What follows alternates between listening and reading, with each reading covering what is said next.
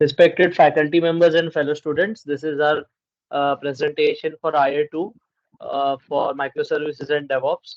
So we have picked up our project which is related and uses microservices. This is an architecture diagram that shows our project architecture, and basically our project is based on the delivery of services and the architecture of microservices. So I'll list the technologies used in this project. First of all, GitHub Maven for building the Java project, Spring Boot for backend, Docker containers, and Kubernetes as a cluster for managing these containers. So, moving forward, I'll give you a brief overview of how these technologies are being utilized in this application. So we use GitHub for source control and version controlling. And from the GitHub commits and push files, we built the Spring Boot project. So Spring Boot is, as everyone knows, it's quite popular for backend projects, and since it's quite reliable and uses microservices architecture and provides a lot of automation features, it is the uh, common choice. Maven is a tool that builds the Spring Boot projects. And apart from that, Kubernetes cluster is being used to manage the containers of Dockers. More information about Dockers and the microservices will be provided by Siddhant. So hi guys, my name is Siddhant and I will be explaining you what are microservices, what is Docker, and what are the microservices which we created in our project. So starting with what is microservices. So it is basically an architectural style that structures an application as a collection of small independent services that can communicate with each other via APIs. So microservices promote loose coupling, makes it easier to maintain and update applications over time.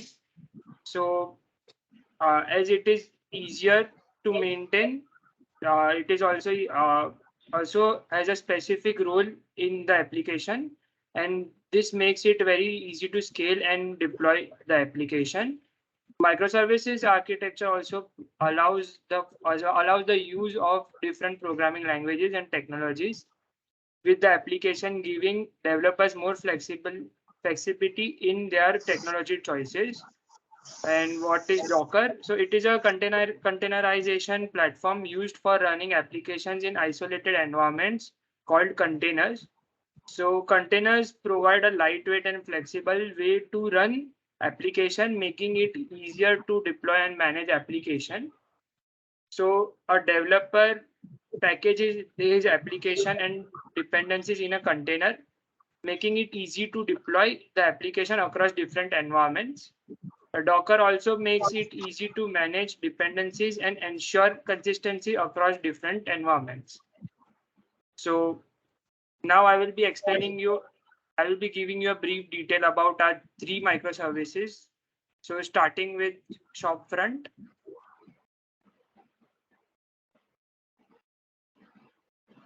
Bhavya.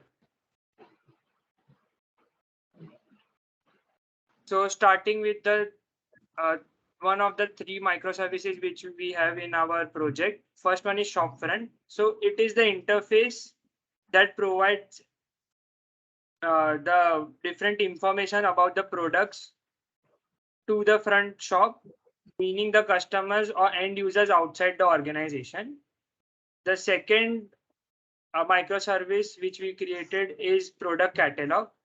So it provides the raw data fetched by API in its native JSON format, which can be seen in above images. As far as its ownership is concerned, it has customers or retailers, shop owner, facility, and stakeholder. All these entities can overlook this data and present their views on it accordingly. And finally, we have stock manager. So stock manager is the third microservice which we are calling upon using Docker, and this also presents raw data fetched from API in JSON format. This data is used for operational purposes by the facility and will not be shown directly to the customer or retailer. It will be shown only after its data is updated and decorated to supply the processed data to the shopfront service. Now, Bhavya, you can. So my teammates have given you the brief introduction about the entire project. So now we will see how we implemented it. These are the three microservices: the product catalog, shopfront, and stock manager, uh, developed by each of us respectively. And then we added a Docker file in each of these, which we will see ahead. Similarly, we created our Kubernetes cluster, and using YAML file, we will upload our we will run our project onto Kubernetes. We will see how first we uh, compile our each of the microservices using Maven by using command Maven clean package. This will create a jar file which we will use for uploading. Similarly, we do for all the three microservices. Next, we start our Kubernetes cluster using the Minikube, and we gather information about the Kubernetes, the cluster that we just created. Next, we see that our Docker images that we previously created are not conflicting with the ones that we want to create now.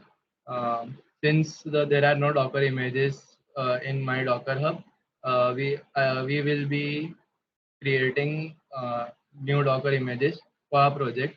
The Docker to create Docker images, we use the command docker build -t, the username of your Docker hub account, and followed by the name of the project. You can give anything. We have given a shopfront, product catalog, and stock manager, and then we verify it that it is created successfully.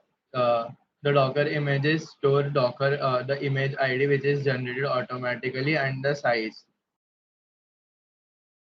Next, we log into our Docker and verify that these all are present in our Docker hub. We can also see it using by logging into Docker Hub and seeing that shopfront, product catalog, and stock manager images are created successfully. Uh, then we push the Docker images to our Docker Hub by using the Docker push command followed by the name of the image.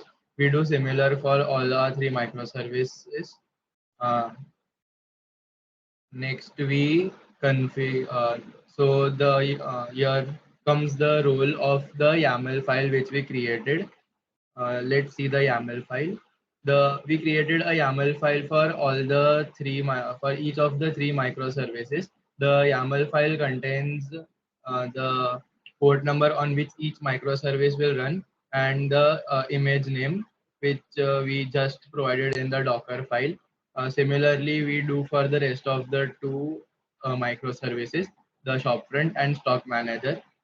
Now we need to configure this YAML file in our Kubernetes cluster by using command kubernetes apply -f and the name of the YAML file. We can see that our deployment on Kubernetes is successful or not by using the any of these three commands. That is kubectl, get deployment, get services, or get pods, which gives us enough information that whether our microservices is running or not using this column majorly. Next, we start our microservice one, which is shopfront. It gives us the remote URL as well as the localhost URL. For now, we use the localhost URL and see how our page looks. This is the shopfront page, which Siddhant had described earlier. Similarly, we start the product catalog page and stock manager page. which is not the UI we expected, but we got in the form of JSON data. And and in future, we can render it to the UI without major changes. This is the stock manager, the slash stocks API, which is running on stock manager kubectl. So thus we can say that we successfully configure, like